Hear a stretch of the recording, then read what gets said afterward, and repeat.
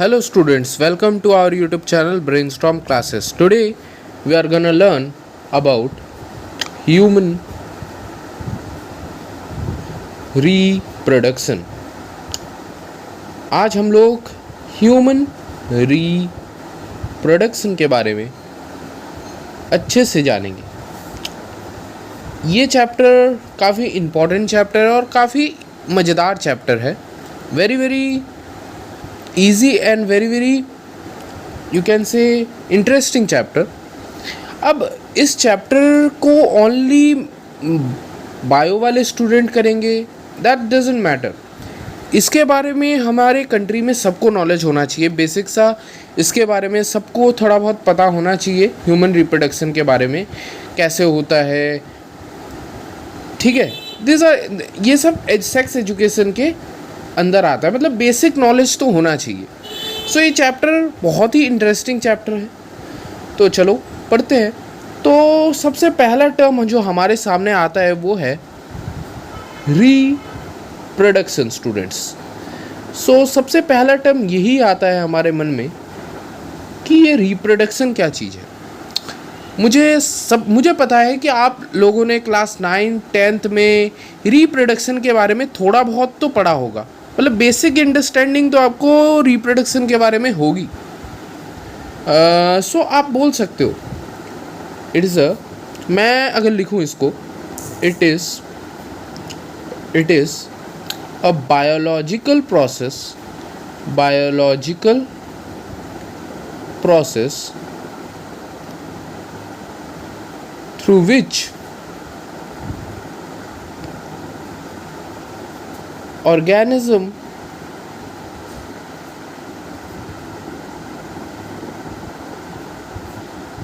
give birth to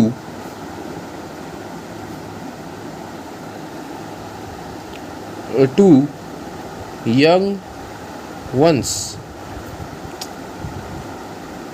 or you can also say offspring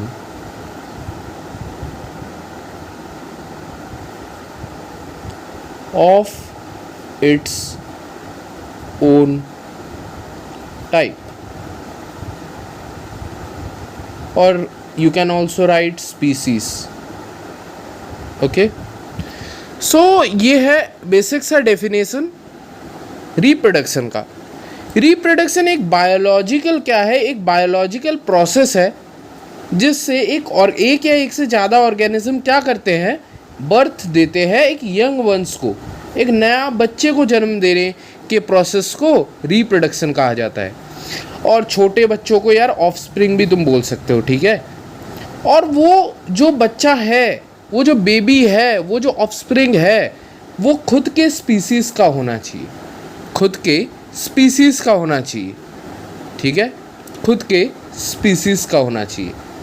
हमने देखा था यार क्लास 11th में एक कंसेप्ट पढ़ा था, अर्नस्ट मेयर साहब ने दिया था कि एक इंडिविजुअल अपने ही स्पीसीज़ के इंडिविजुअल को बर्थ देता है। जैसे ह्यूमंस को ही ना बर्थ देगा भाई, हाथी को थोड़ी ना बर्थ दे देगा।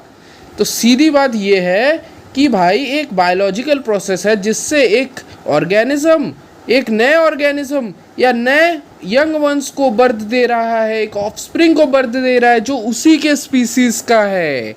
समझ गए? आई होप इतना समझ आया होगा। अब आपने बचपन में पढ़ा होगा यार, ये भी आपने पढ़ा है, ये जो पूरा लेक्चर है ना यार, ये आपने थोड़ा बहुत पढ़ के रखा है, थोड़ा बहुत आपको पता होगा इनके बारे में, ठीक है, क्योंकि आपने क्लास 9th में पढ़ा था इसके बारे में। रिप्रोडक्शन आपके दो टाइप्स के होते हैं। ये तो एक होता है एसेक्सुअल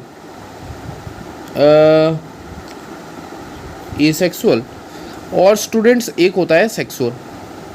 बेसिकली हम चैप्टर का नाम है ह्यूमन रिप्रोडक्शन, तो यार बेसिकली हम लोग सेक्सुअल रिप्रोडक्शन जो ह्यूमंस में होता है उसके बारे में ज़्यादा जानेंगे, बट फिर भी मैं चाहता हूँ कि एक बेसिक अंडरस्टैंडिंग हमें हो इस चैप्टर के बारे में, एसेक्सुअल रिप्रोडक्शन के बारे में। सो एसेक्सुअल रिप्रोडक्शन जिसमें वन पेरेंट इन्वॉल्व्ड, जिसमें एक पेरेंट इन्वॉल्व हो, उसको क्या कहते हैं, एसेक्सुअल। और इसमें 2 पेरेंट्स इन्वॉल्व होते हैं, 2 पेरेंट्स इन्वॉल्व्ड।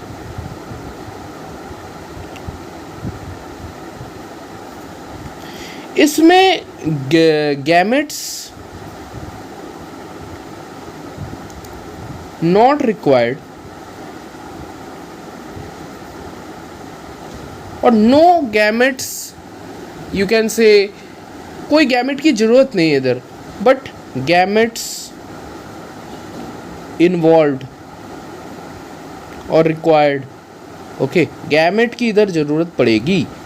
सो स्टूडेंट्स, सो रिप्रोडक्शन 2 टाइप्स के होते हैं, एक होता है एसेक्सुअल स्टूडेंट और एक होता है सेक्सुअल। एसेक्सुअल वो रिप्रोडक्शन होता है जिससे सिर्फ एक पेरेंट लगता है, एक पेरेंट लगेगा, एक पेरेंट ही एक नए बर्थ, एक नए यंग वंस को जन्म दे देगा। ऐसे टाइप के रिप्रोडक्शन को हम लोग एसेक्सुअल रिप्रोडक्शन कहते हैं स्टूडेंट्स। और इधर गैमेट्स की ज़रूरत नहीं पड़ती, नो गैमेट्स इन्वॉल्व्ड। एक होता है मेल गैमेट, एक होता है female gamete, but asexual reproduction की गैमेट की कोई ज़रूरत ही नहीं है, क्योंकि इधर तो सेक्सुअल रिप्रोडक्शन हो ही नहीं रहा है ना, एक ही पेरेंट जन्म दे रहा है, तो यार इधर कोई गैमेट की ज़रूरत नहीं है, ठीक है। बट इन सेक्सुअल गैमेट की ज़रूरत है, एक होगा मेल गैमेट और दूसरा होगा यू कैन से फीमेल गैमेट। एक होता है मेल गैमेट, एक होता है फीमेल गैमेट। हम इनके बारे में बहुत अच्छे से डिस्कस करेंगे, ह्यूमंस में मेल गैमेट कौन सा होता है, फीमेल्स में कौन सा मेल गैमेट होता है, बेसिक से हम लोग पूरा डिस्कस करेंगे, ठीक है। तो हमने बस बेसिक्स जान लिया, हमको ये पता चल गया एसेक्सुअल रिप्रोडक्शन क्या है। वैसे तो इस चैप्टर में ज़्यादा एसेक्सुअल के बारे में डिस्कस नहीं किया, ज़्यादातर हमने सेक्सुअल के बारे में ही स्टडी करेंगे इस चैप्टर में, बट एसेक्सुअल के बारे में भी आपको थोड़ा बहुत, अगर आपको नहीं था नॉलेज तो आपको पता होना चाहिए, इसीलिए मैंने पहले से ही एक्सप्लेन कर दिया स्टूडेंट्स आपको, ठीक है। अच्छा, अब मैं थोड़ा बहुत पॉइंट बताऊंगा ह्यूमन रिप्रोडक्शन। तो स्टूडेंट्स अब हम डिस्कस करते हैं ह्यूमन रिप्रोडक्शन के बारे में, ह्यूमन रिप्रोडक्शन के बारे में स्टूडेंट्स, ठीक है। ह्यूमन रिप्रोडक्शन के बारे में डिस्कस करते हैं। अभी तक हमने बेसिक सा अंडरस्टैंडिंग लिया कि भाई ये रिप्रोडक्शन क्या होता है, रिप्रोडक्शन के कितने टाइप्स होते हैं। अब हम लोग थोड़ा देखने वाले हैं ह्यूमन रिप्रोडक्शन क्या होता है। ह्यूमंस में कैसा टाइप का रिप्रोडक्शन होता है स्टूडेंट, एसेक्सुअल की सेक्सुअल, बहुत लोगों को पता होगा, सबको पता होगा यार, सेक्सुअल रिप्रोडक्शन होता है। सेक्सुअल रिप्रोडक्शन का मतलब क्या है, सेक्सुअल रिप्रोडक्शन होता है। सेक्सुअल रिप्रोडक्शन का मतलब क्या होता है स्टूडेंट्स, सेक्सुअल रिप्रोडक्शन का मतलब होता है जिसमें बोथ पेरेंट्स इन्वॉल्व्ड, दोनों पेरेंट इन्वॉल्व हो, या तुम कह सकते हो 2 पेरेंट्स इन्वॉल्व, 2 पेरेंट इन्वॉल्व हो। तुम इसको ऐसे भी लिख सकते हो 2 सेक्स इन्वॉल्व। ओके स्टूडेंट्स, तो तुम डिफरेंट वैरायटी में ऐसे लिख सकते हो, सेक्सुअल रिप्रोडक्शन जिसमें बोथ पेरेंट इन्वॉल्व हो, या तुम कह सकते हो 2 सेक्स इन्वॉल्व हो, ऐसे आप कह सकते हो, इसको बोलते हैं सेक्सुअल रिप्रोडक्शन। ओके, और बेसिकली सेक्सुअल रिप्रोडक्शन में क्या होता है, गैमेट्स इन्वॉल्व होता है। मैंने पिछले स्लाइड्स में भी बताया गैमेट्स इन्वॉल्व होता है ह्यूमन रिप्रोडक्शन में। अगर सेक्सुअल रिप्रोडक्शन है तो ऑब्वियस सी बात है कि गैमेट्स तो इन्वॉल्व होंगे ही, नहीं तो यार सेक्सुअल रिप्रोडक्शन कैसे होगा। ओके, तो कुछ बेसिक्स डिटेल जान लो कि हम लोग जो होते हैं, हम वीवी पैरस होते हैं।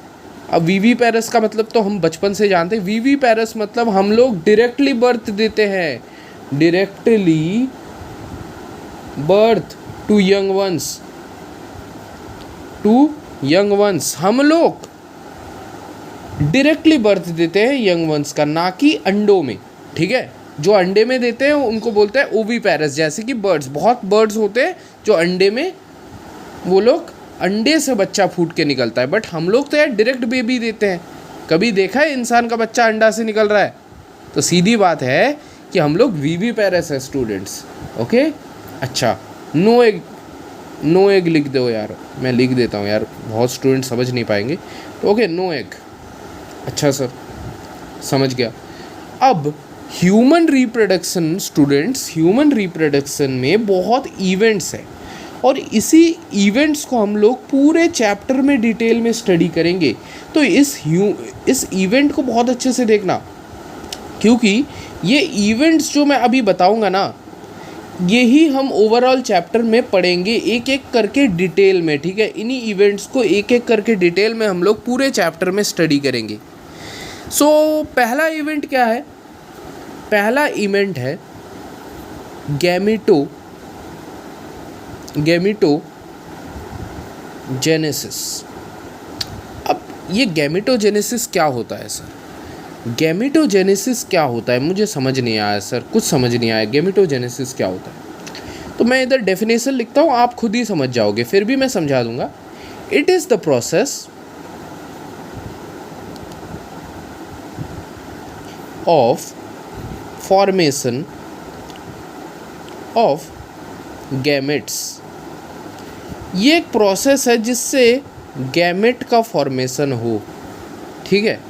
गैमेट्स भाई दोनों में होते हैं, दोनों में होते हैं गैमेट्स, मेल में भी होता है और फीमेल में भी होता है। मेल गैमेट भी होता है और फीमेल गैमेट भी होता है। मेल के लिए कौन सा गैमेट है? ह्यूमन के केस में वो है स्पर्म। मेल के लिए स्पर्म गैमेट, स्पर्म कह सकते हो, और फीमेल के लिए तुम कह सकते हो ओवम, अंडा, ओवम, ठीक है। तुम ओवम को फीमेल गैमेट कह सकते हो और मेल गैमेट किसको कह सकते हो? स्पर्म को। फॉर्मेशन ऑफ स्पर्म के प्रोसेस को क्या कहते हैं पता है? फॉर्मेशन ऑफ स्पर्म, मैं इधर लिख देता हूँ साइड में लिख देता हूँ।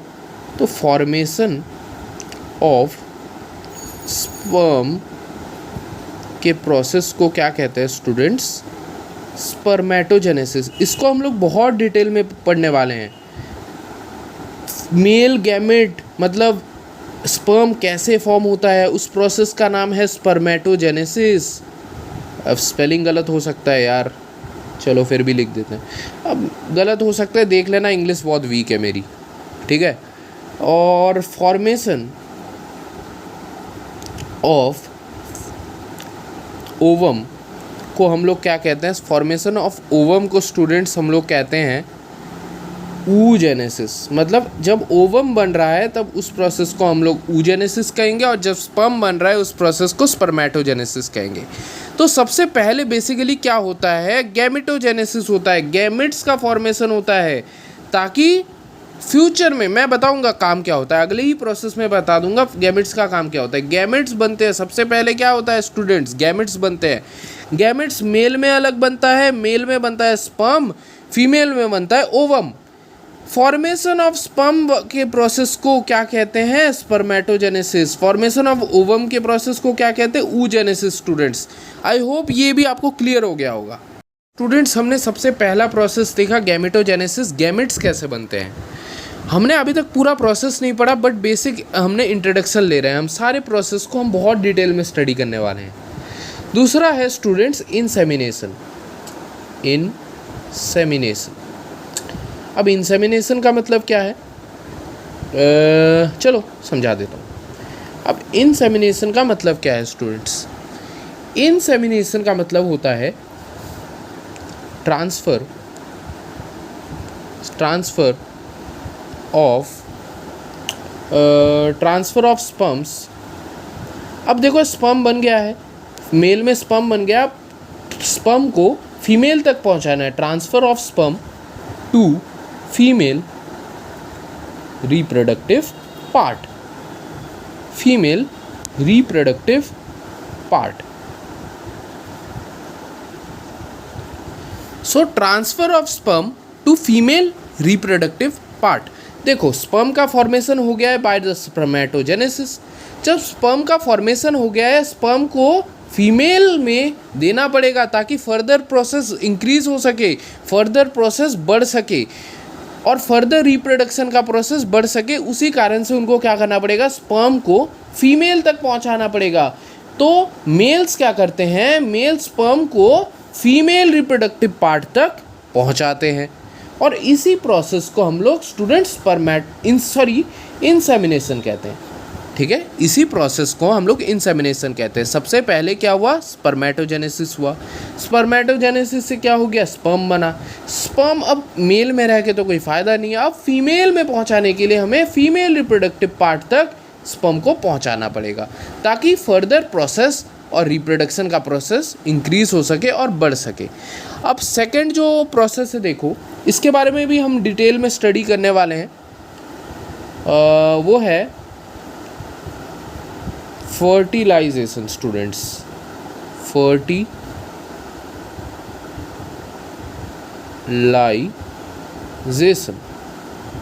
अब हम लोग स्टडी करने वाले हैं about fertilization students. So fertilization क्या है, transfer of fusion of sperm into the female, fusion of sperm and fusion of sperm and ovum, जब fusion of sperm form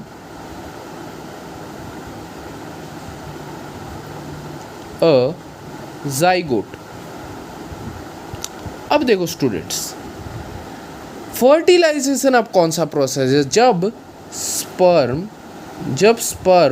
student, sperm और ओवम जो हो, स्पर्म क्या है स्टूडेंट्स, स्पर्म क्या है, मेल गैमेट। स्पर्म क्या है स्टूडेंट्स, मेल गैमेट। और किसका मिलन हो रहा है, ओवम के साथ मीट कर रहा है, तो ओवम क्या है स्टूडेंट्स, फीमेल गैमेट। तो जब male and female gamete, sperm and ovum एक साथ मिल जाए तब किसका फॉर्मेशन होता है स्टूडेंट, जाइगोट। ये आपने क्लास 10 में भी पढ़ा था, रिप्रोडक्शन चैप्टर में। तो जब स्पर्म और ओवम एक साथ आ जाए तब क्या बनता है, जाइगोट स्टूडेंट्स, जाइगोट बनता है।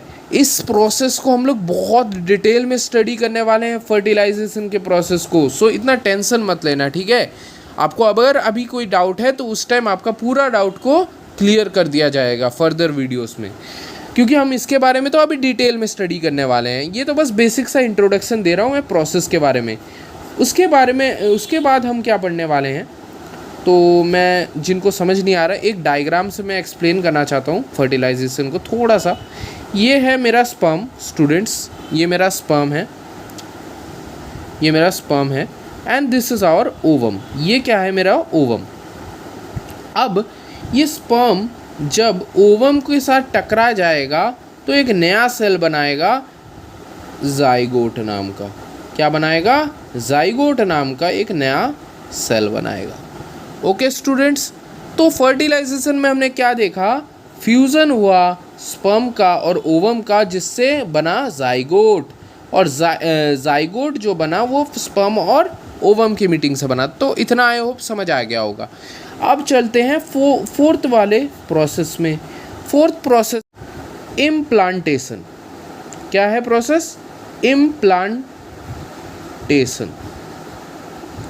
अब जिनको इम्प्लांटेशन का मतलब नहीं पता, मुझको लगता है मेरे को इम्प्लांटेशन को एक्सप्लेन करने के लिए थोड़ा मैं और एक्सप्लेन करता हूँ। जैसे कि एक स्पर्म है, ये टकराया एक ओवम के साथ, जिसके हेल्प से क्या बना, सबसे पहला सेल बना बॉडी का, क्या बना, जाइगोट। मैं इधर जाइगोट बना रहा हूँ, ये मेरा क्या बना, zygote student.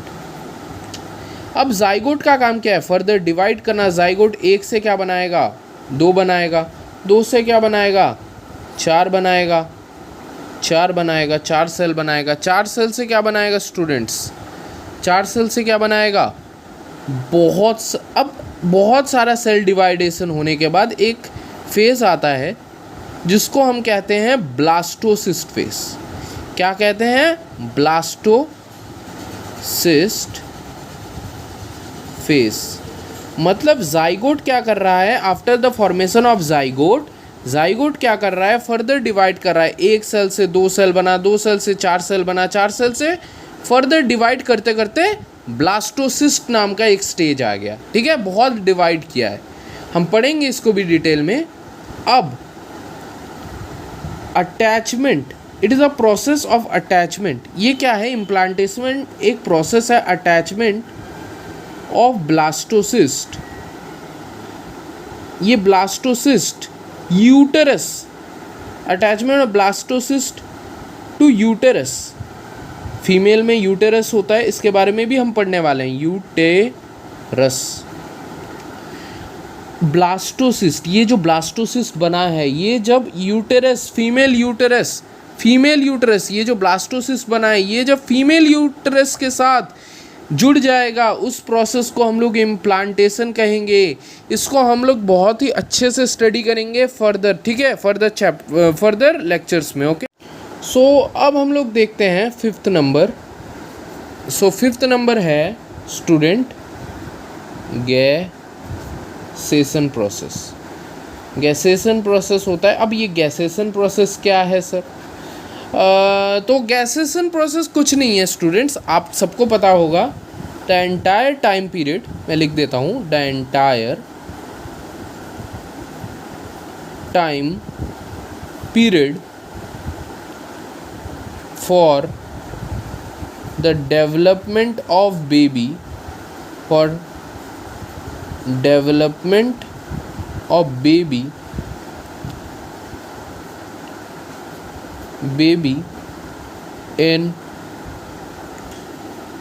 in mother's womb, या वॉर्म को तुम यूटेरस भी कह सकते हो। ये पूरा प्रोसेस है, ये पूरा टाइम पीरियड है जिसमें बच्चा डेवलप करता है अपने आप को मदर के पेट में या यूटेरस में, ठीक है। इस प्रोसेस को हम लोग क्या कहते हैं? गैसेशन। इसका ओवरऑल टाइम कितना होता है पता है? एग्जैक्टली 9 मंथ्स के होते हैं। ये 9 मंथ्स टाइम लेता है। आपने सुना होगा मम्मी के पेट में एक बच्चा 9 मंथ रहता है, बचपन में भी सुना होगा, ये कोई नई बात नहीं है स्टूडेंट्स। ओके, तो गैसेशन ये प्रोसेस है, ठीक है।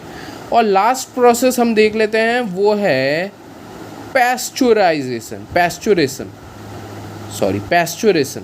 अब स्टूडेंट ये पैस्चुरेशन क्या है?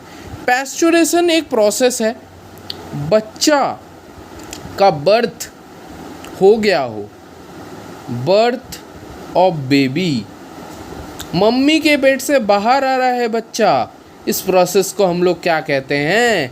पैस्चुराइजेशन। मतलब ये खुशी का पल है स्टूडेंट्स, बच्चा बन गया है। सो पूरे हम लोग किस सीक्वेंस में पढ़ेंगे? मैं आप शॉर्ट में लिख देता हूँ। सबसे पहले हम पढ़ने वाले हैं गैमेटोजेनेसिस को। इस पूरे चैप्टर में हम पूरे चैप्टर में गैमेटोजेनेसिस को पढ़ेंगे। गैमेटोजेनेसिस फर्दर 2 टाइप के होते हैं। एक होता है स्पर्मेटोजेनेसिस,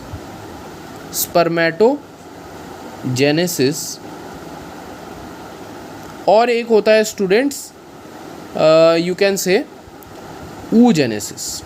ओके, oogenesis। एक होता है स्टूडेंट स्पर्मेटोजेनेसिस, एक होता है oogenesis। अच्छा स्टूडेंट, सो गैमेटोजेनेसिस 2 प्रकार के होते हैं, स्पर्मेटोजेनेसिस और oogenesis। इनको हम स्टडी करेंगे। फिर हम लोग स्टडी करने वाले हैं, थोड़ा सा बात करने वाले हैं इंसेमिनेशन के बारे में, और ये बहुत छोटा सा होगा क्योंकि ज़्यादा कुछ बोलने लायक इसमें चीज़ नहीं है। इंसेमिनेशन को स्टडी करने के बाद हम लोग फर्दर मूव करेंगे किसमें? हम लोग मूव करने वाले हैं further you can say fertilization के प्रोसेस में। फर्टिलाइजेशन को करने के बाद हम लोग स्टूडेंट्स इम्प्लांटेशन को स्टडी करेंगे। इम्प्लांटेशन में क्या होता है? इम्प्लांटेशन को स्टडी करने के बाद स्टूडेंट्स हम लोग लास्ट में 2 प्रोसेस है। एक है गैसेशन प्रोसेस को स्टडी करेंगे। स्पेलिंग गलत हो सकता है स्टूडेंट, मैं थोड़ा कमज़ोर हूँ इंग्लिश में, ठीक है। और पैस्चुरेशन, ये पूरा चैप्टर का सार है। हम एक एक करके इसको कवर करेंगे। ऐसे करते करते हम स्टेप बाय स्टेप इस पूरे चैप्टर को कवर करेंगे। बट इस वीडियो के लिए बस हम लोग इधर ही रखेंगे, ठीक है, क्योंकि ये एक बेसिक। सो इस वीडियो में हमने क्या जाना, हमने बेसिक्स जाना। रिप्रोडक्शन क्या होता है, उसके टाइप्स क्या होते हैं, मेल में क्या होता है, फीमेल में क्या होता है, हमने इवेंट्स पढ़े, तो डिफरेंट हमने बेसिक्स पढ़ा इस चैप्टर का, हमें सार पता चल गया पूरे चैप्टर का। अब हम लोग पूरे चैप्टर को पार्ट बाय पार्ट अपलोड करेंगे। मिनिमम मेरे को नहीं लगता 12 से ज़्यादा पार्ट मैं बनाऊंगा, 12 छोटा छोटा पार्ट बनाऊंगा आधा घंटा का, जो बहुत ही छोटे होंगे और काफ़ी इजी टू लर्न होंगे, ठीक है।